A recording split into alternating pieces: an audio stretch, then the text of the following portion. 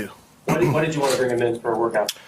We brought in tons of people for workouts, and if there's an opportunity to improve the team, we said it from day one that we would look at every opportunity, and he's not the first player that we looked at, not the last one. So there's going to be a lot of people that are going to come in and out of this building and have an opportunity to make an impression. And like I said, the evaluations we make are kind of private for us, and if we make a decision to add somebody to the team, then we'll do it. I want better etiquette, but more than anything, I want better execution. Are we clear on that? I want better fucking execution. I want you to get a little bit pissed off. All right, not a lot of people expect very much from us. Do they? You've been reading about us? Not a lot of people expect enough from us. I'm tired, man. I'm tired of reading about it. It's time for you to stick your foot up somebody's ass. It's the Academy Original. How's it going, everyone? Welcome to the Raiders Daily Podcast. My name is Steven Michaels. Let's go through what has happened in the last week. As you know, the Raiders have wrapped up the 3 days of OTAs. What we know about it is basically, we'll do a little rundown here. Alex Leatherwood is playing at different spots on an offensive line. That depth chart is on the O-line is TBD, to be determined. The coaches do not know just yet who is going to start on that offensive line. They have a lot of players. They have a lot of guys, a lot of bodies. As you know, the Raiders have been just building up the depth chart on the offensive line. I mean, they got a lot of dudes there. So we will see. I mean, as you know, when the Raiders drafted Dylan Parham, a lot of people were saying, hey, maybe he can play center. And, he did take reps and OTAs as a center. But he also played, inside at guard and things like that. But that's a position battle I think you have to watch in training camp. Right now, OTAs, I hate to say this, but fans put a little too much stock into OTAs. They don't do that much in OTAs, just to let you know. They do a couple drills here and there, a couple little exercises, but it's not full-blown camp. It's not even mini camp. It's like, it's OTAs, the only way to describe it. But I'll tell you one thing, there are a ton of position battles. Like I said, Alex Leatherwood, we don't know what he will end up playing at.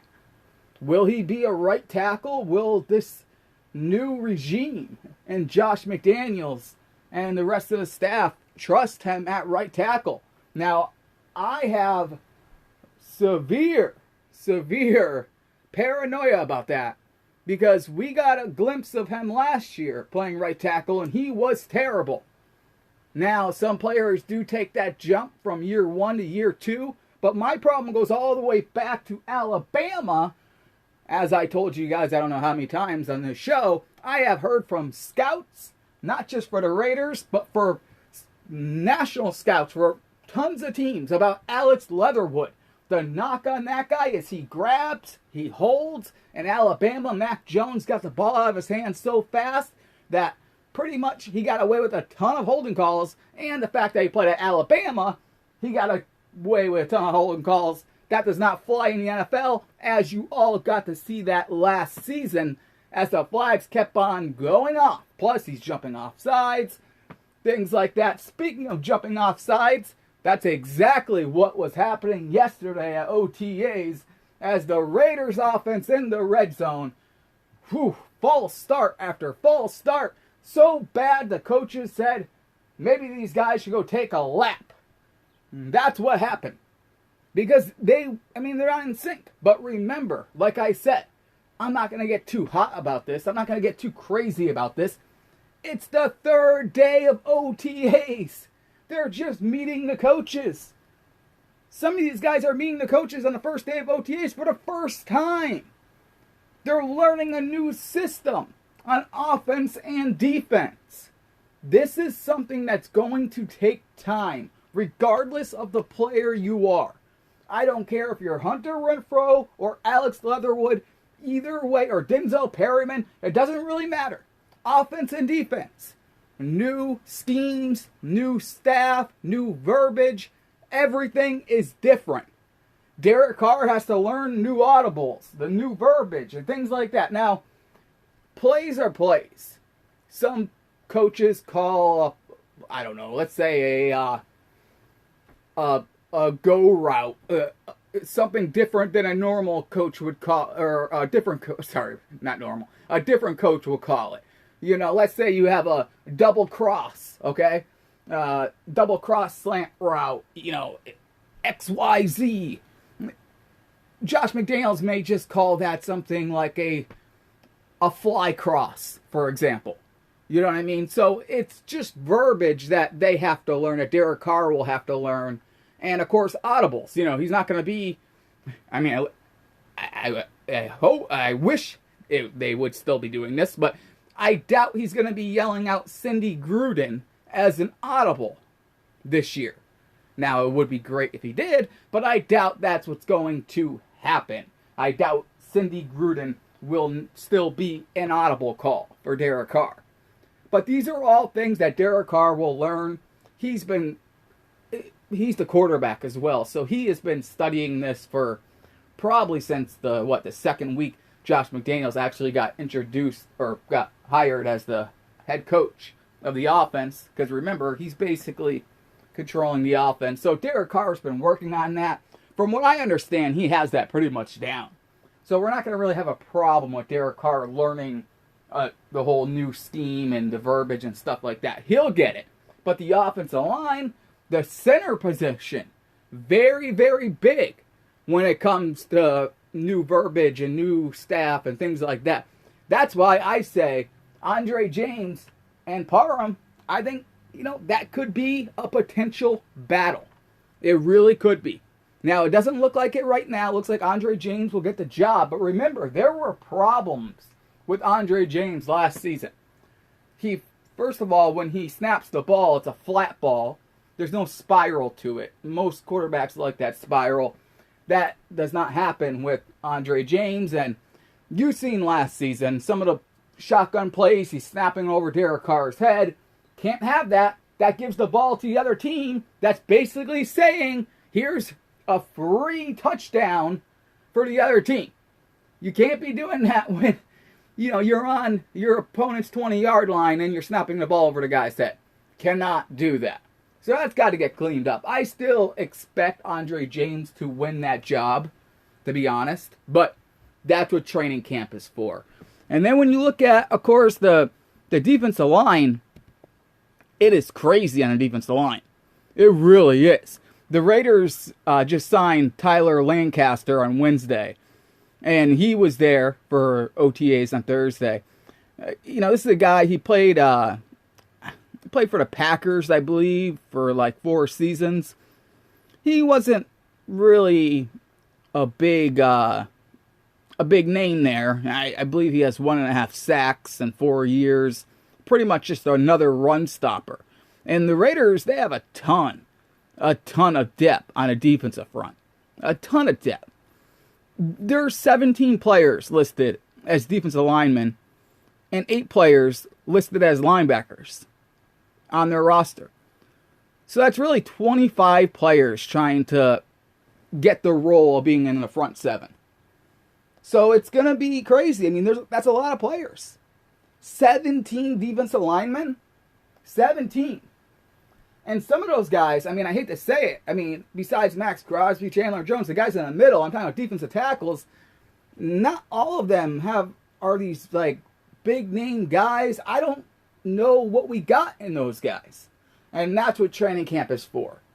You know, not all of these guys are obviously making a team. They got to find the best out of that 17. And who's to say the Raiders don't sign another defensive tackle by the time training camp starts?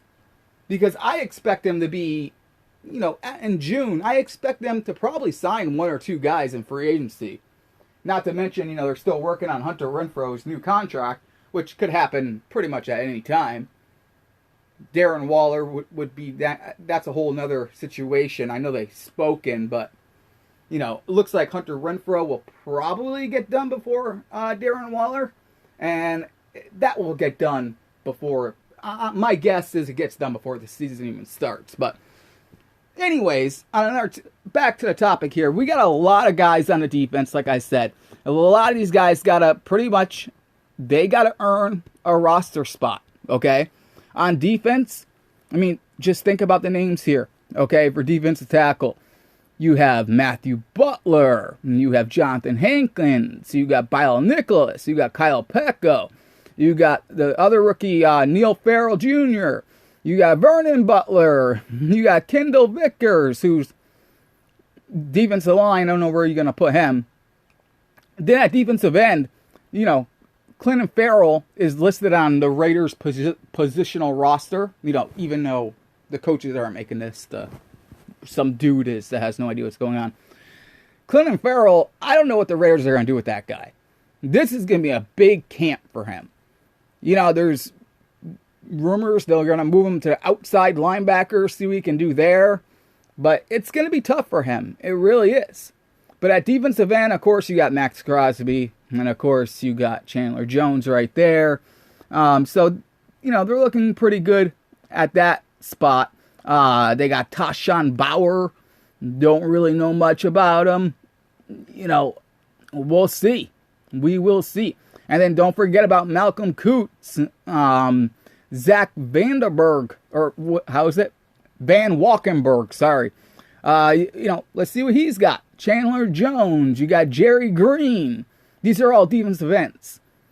So we'll see how those guys do. But like I said, ton of defensive tackles.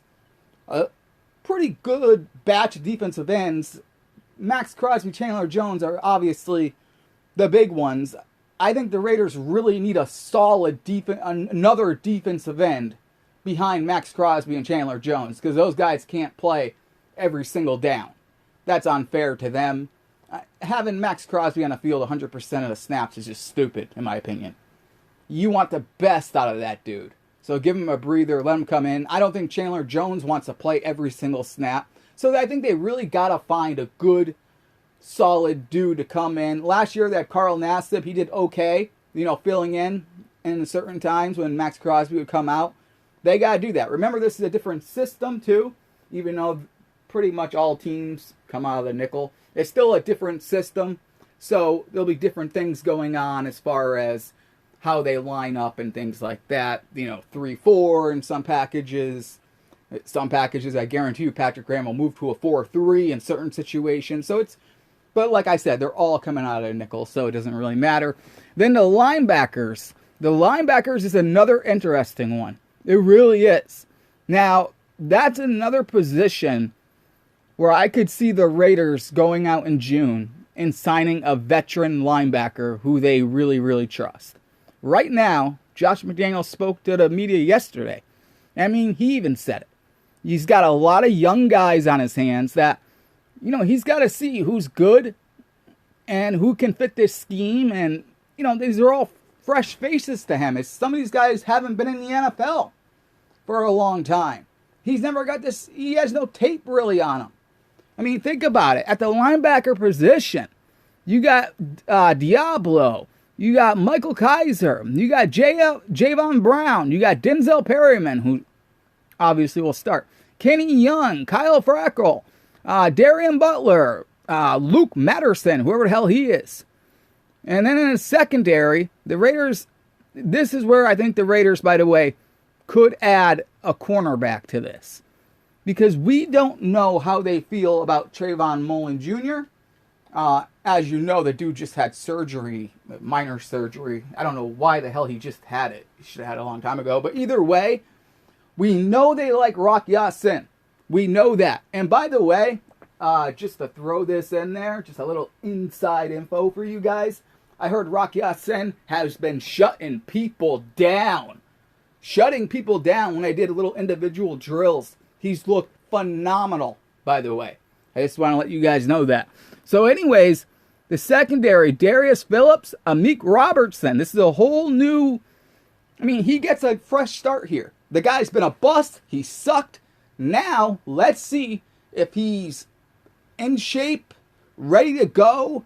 Maybe, has a fresh start here with the Raiders. Maybe he can salvage his career with this new staff and this new regime and this new scheme. It's his chance right now with Amika Robertson. Then, obviously, Jonathan Abram, another guy. Listen, Jonathan Abram does not have that job locked up. He just doesn't.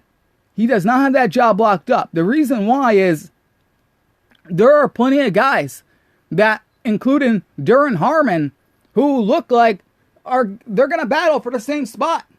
Harmon versus Abram.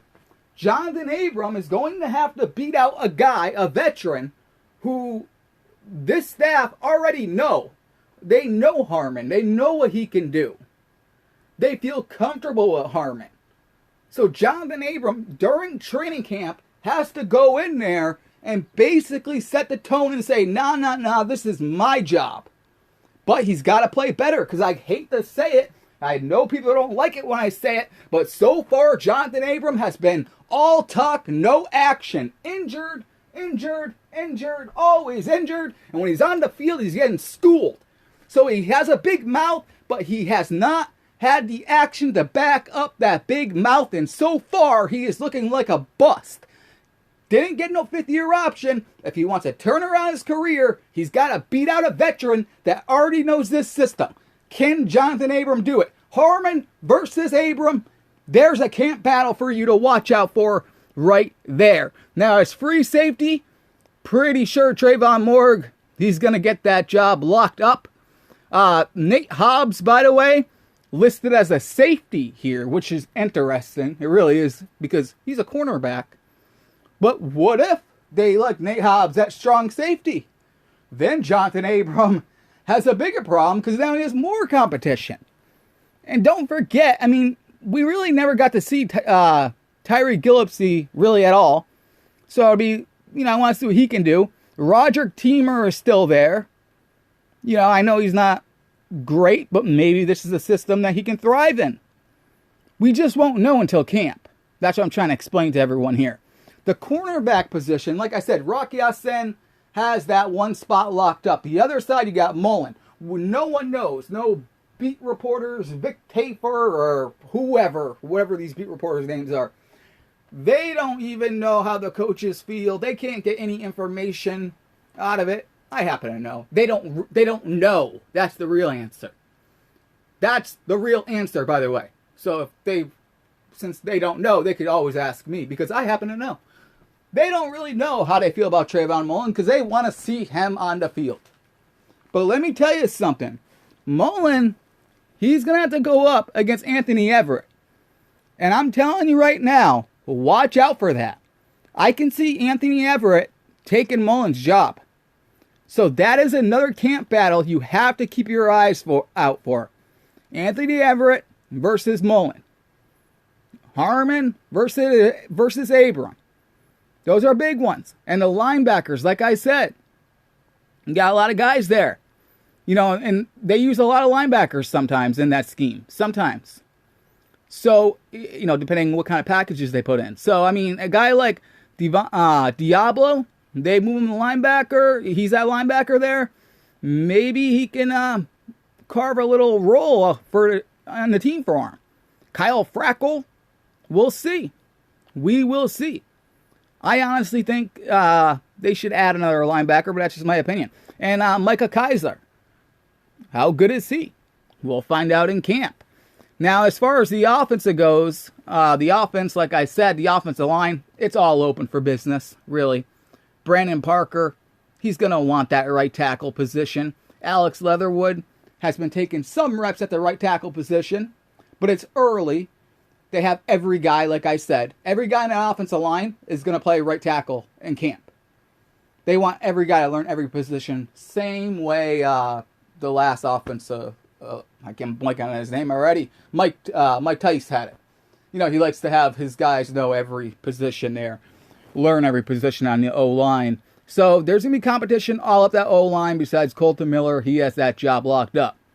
I think Denzel Good, he has the guard spot pretty much locked up. Other than that, it's all open for business, man. It really is. Then we get to the running back position. Kenyan Drake, how is he? He hasn't been at OTAs. Remember, he had that bad injury. I want to know if he's going to be healthy for camp. No one really knows that. No one's really talking about it. If he's not, is he even going to be on this team, or is there going to be some kind of injury settlement? Because you can't really cut him. It would cost the Raiders a lot of money. Kenyan Drake's a good player, but he's coming off a devastating injury.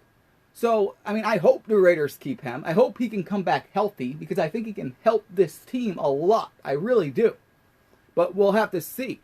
The Raiders, they added a lot of running backs. Amir Abdullah, he's going to be battling it out with Brandon Bolden. And then, of course, you got Zeus Zamir White, the rookie. You got Britton Brown, 7th round pick. You got Jacob Johnson. Probably more of a fullback. He's going to play fullback either way.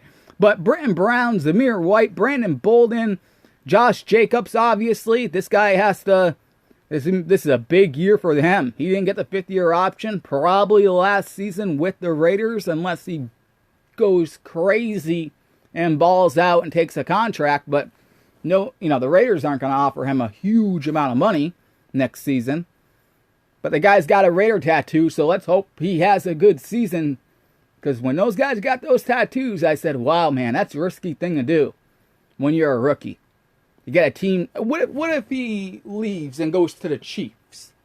He's going to play the Raiders with a Raiders tattoo on him. How do you think Chiefs fans are going to feel?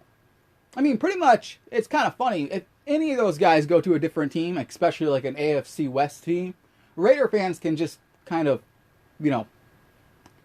really troll the Chiefs fans or Broncos fan, Chargers fan with a player going there with a Raiders tattoo on their arm. Might have to cover that up. Who knows? But anyways, yeah, a lot of running backs. A lot of competition there. A lot of competition. At the end of the day, I think Josh Jacobs and Brandon Bolden and Zamir White, I think they'll carry 4 running backs. I think they're going to have no choice here. I really do. And tight ends, Foster Monroe, big year for him. He has to have a big year. Because remember, they brought in their own tight end in Jacob Hollister. Josh McDaniels did. And Dave Ziegler. Jacob Hollister, obviously, they are familiar with the Patriots. He's going to have a leg up on Foster Monroe. And Foster Monroe has been criminally underrated, in my opinion. Yes, he did drop some passes last year at the end of the year. I think Josh McDaniels, he's kind of only looking at that and not looking at his full body of work. First of all, Foster Monroe should have a lot more targets throughout his career. Like I said, I think he's criminally underrated. I think the same thing about Alec Ingold, and they let him go. I think that was a stupid decision, but I'm not the coaches. They are. Josh McDaniels is. And he has to prove, by the way, that he can win as a head coach. Because we're talking about all this talent on the Raiders. And they have a lot of talent, and I think they are being overlooked. But the one thing that is a mystery is Josh McDaniels. Can this guy still be can he be a head coach? Because he hasn't proven it yet. He has all the talent on the field. He has Derek Carr, a quarterback who knows what he's doing. It's not like he's going in with a rookie quarterback. He has no excuses with this talent. Yes, the defense is a little, congested with a bunch of no-names, but that's what he's known for. That's what Dave Ziegler's known for. Like Mark Davis said, taking guys that no one really knows and then them being great. That's what they did in New England. That's what we expect in Vegas. We expect this team to win and win a lot more than 10 games because last season this team won 10 games with a special teams coach as the head coach, as an interim head coach. So if you can't win more than 10 games, then really Mark Davis really should have never hired you. He could have just kept Richie Biscotta because 10 games, the Raiders managed to do that with him. So that is the ceiling, in my opinion. You cannot go lower than 10 games. If you don't win at least 10 games, you failed, McDaniels. You failed. So we shall see. Then let's get to the anyways, about the tight ends. Obviously, Darren Waller is going to start. And competition, like I said, Foster Monroe, Jacob Hollister. Watch out for that one. Watch out for that one. And we'll see how Nick Bowers does, by the way.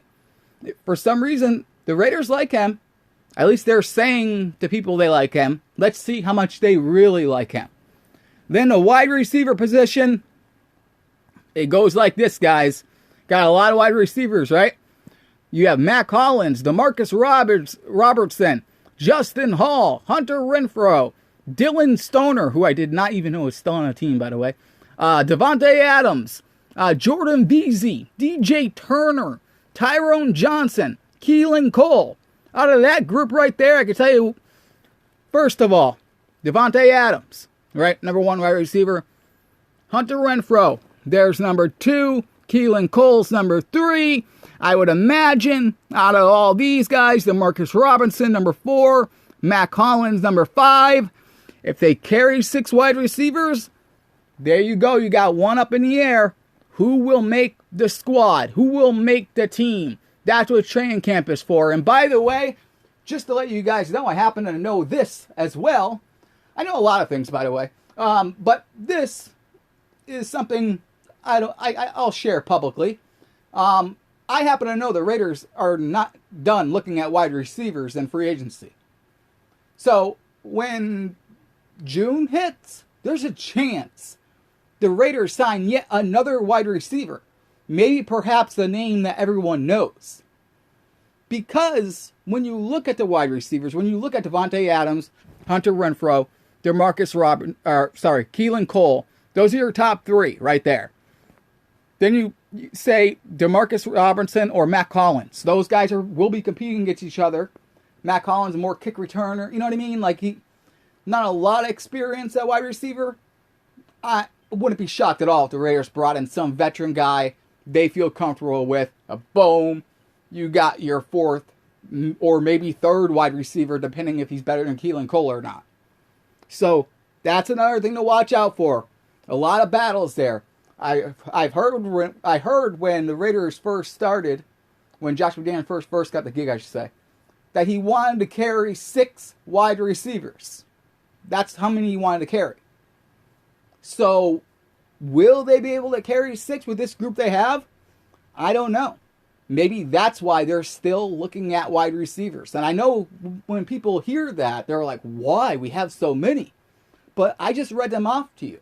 Think about it. There is a little, it goes really high with Devontae Adams and Hunter Renfrow, Keelan Cole. Then it drops down a lot. And you don't want that big drop. Even though, you still got Darren Waller, who's basically a wide receiver. It does drop down a little bit. So why not? Why not? If there's a cheap veteran wide receiver still available, and we know there's plenty, the Raiders could take a flyer on one of them. Maybe they hit on one. I mean, the Raiders have been known for this. Derek Carr works really, really good with veteran wide receivers. He has really resurrected these veteran wide receivers' careers. Nelson Aguilar, this guy was getting booed in Philadelphia. You could hear it in Las Vegas. The Eagles fans still can't stand the guy, right? He was dropping passes everywhere in Philly, goes to Vegas, looks amazing. Derek Carr makes him look amazing. Go back to Michael Crabtree, guy who was having, it was called a diva, called this, that, leaves 49ers. Thing's a mess, right? Goes to the Raiders, has his best years he ever did, really, with Derek Carr. The best season, by far, he had as an NFL player. Derek Carr is really good with veteran wide receivers. That's why I think the Raiders are looking at that spot, and it would work. It would work. So that's what you got from there. You're going to have a lot of competition come training camp.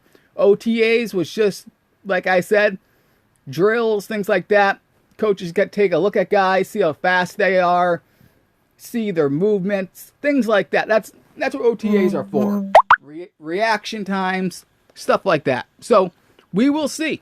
We will see how it goes. And then, obviously, the other big news we'll hit on right now is Colin Kaepernick came in for a workout. Now, obviously, I don't know about this, first of all. And it was only a workout. The Raiders didn't want anyone to know, but it got leaked out because they knew it would be a media circus. And that's the problem with signing Colin Kaepernick, okay? You can't say really anything, right? I mean, you really can't. What are you going to say? And every player yesterday got asked about Colin Kaepernick's workout. They were asking Max Crosby and Denzel Perryman. None of them had anything to add, didn't want to say anything, because the Raiders told them not to. And because it's ridiculous. Even if the Raiders signed him, he would be a backup. That's what's going on here. And he didn't get offered a contract as of now. And if he does not get a contract, maybe, even though we hear these reports that he impressed everyone, well, if he impressed everyone that much, you would think that he would have got a contract right then and there, right? I'm just saying, you would think. You would think he would get a contract right then and there. I think, honestly, well, I shouldn't say I think. I know. This was a favor to Mark Davis. Mark Davis would love to have Kaepernick on the team. He's not understanding the logistics of it all, though. I mean, that could ruin a team. You don't want to have a media circus surrounding the third-string backup quarterback and just that be the story of this team. And that will take away from everything else you're trying to accomplish. So, I mean, I don't know if that's a risk you want to take. The guy hasn't played football since, 2006? He's been out of the league since 2016? So, I mean, I don't know, man. I don't know. I mean, he's just a backup. He's not, Derek Carr is nothing to worry about. So, it just, to me, it just comes with a lot of baggage. It really does. Unless you can get Colin Kaepernick, if you signed him, let's say he really did impress everyone. He did so great, right? The first thing I would do is I would have Colin Kaepernick go out there on the podium and say, listen, here's the deal. I'm not going to be getting into any of this whole political thing. I'm just here to play football. I will not answer any questions about it. I just want to get back in the league. That's what I would do if I truly want to play football again. That's what I would do. Now, will Colin Kaepernick do that? I don't know. I don't think the Raiders know. But I'm telling you one thing, I guarantee you Dave Ziegler does not look at the press asking every single player about a workout.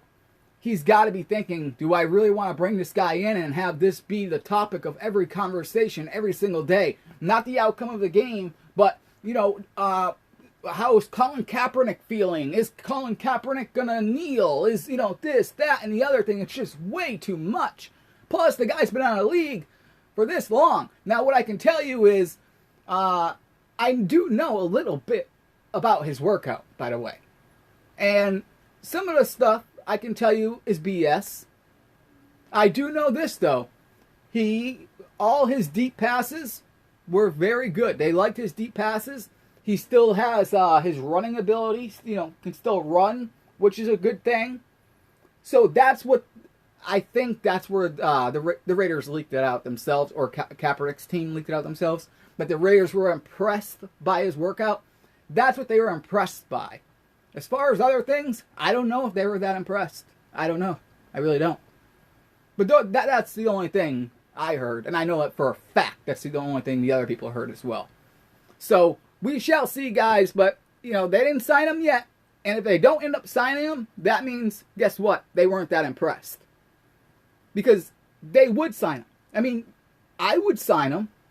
Nick Mullins and Jared Stidham suck. Okay? If Kaepernick could be a backup and Derek Carr gets injured and could just run the ball, do some things, remember, he took the 49ers to the Super Bowl, right?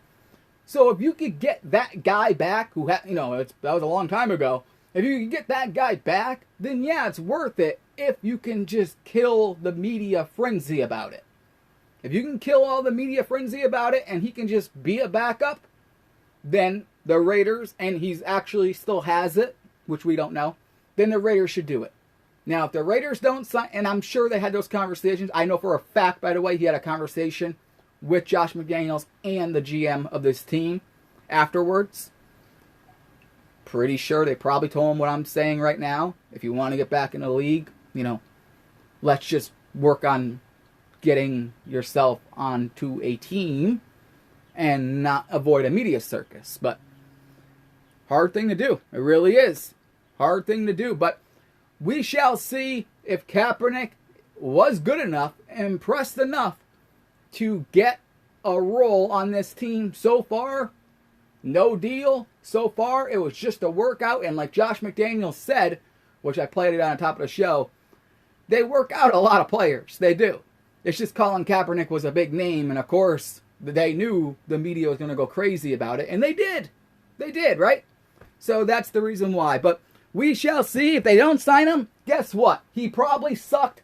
But the Raiders can't say it. And the NFL don't want the Raiders to say it. Colin Kaepernick doesn't want the Raiders to say it. So everyone's going to keep their mouth shut. Right? If the guy sucked. They can only say good things, because if you say bad things, and remember, this is the same day John Gruden, by the way, with a huge win in court against the NFL, denies the NFL the motion to dismiss the case. John Gruden is going after the NFL hard. That's going to be interesting to watch, too. He wants everything out there. Everything. NFL ruined his career, and he wants to take it to the NFL. That's going to be a good fight right there. On the same day that's happening, the Raiders have Kaepernick come in. Coincidence? I don't know. The Raiders got hammered last year because of his emails. Meanwhile, it's the Raiders. Mark Davis, as you know, is very, he has Black Lives Matter in the end zone. This guy you can't call that guy a racist. And I don't think he likes being labeled in that category at all. So, he would love to have Kaepernick. So this could have just been a PR move, too. I'm just warning everyone. This could have been purely a PR move or a favor for Mark Davis. And then the coaches go to Mark Davis, say, listen, we tried, we worked him out. The guy just doesn't have it anymore. I'm sorry. And Mark Davis probably, can't we? But you're screwed either way. If you sign him and he doesn't make it through camp and you have to cut him, you're going to be, all those talking heads on TV are going to rip you for it. People on Twitter are going to say he's still being blackballed and all this nonsense. It's not worth it, in my opinion. I'm sorry. It's just not. But that's just my opinion.